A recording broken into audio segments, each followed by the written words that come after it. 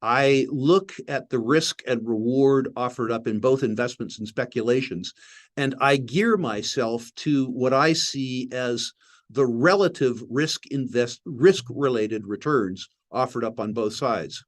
For the last 3 years, given what I saw as ludicrous overvaluations in the junior sector, I found myself being more of an investor than a speculator. If I thought, as an example, that Exxon could double or triple, why would I care too much about amalgamated orangutan petroleums?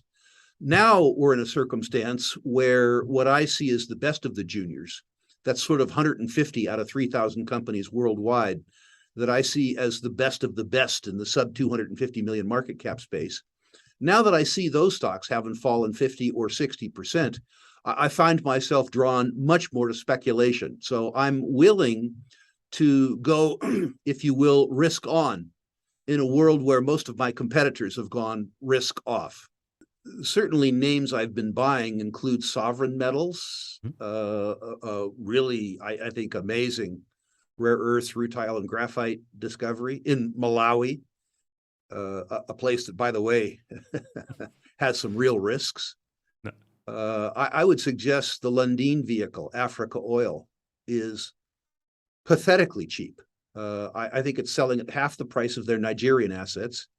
You get the Kenyan discovery for free. You get a direct and indirect participation in a world-scale discovery in South Africa and a separate world-scale discovery in Namibia for free. And you get it in the Lundin wrapper.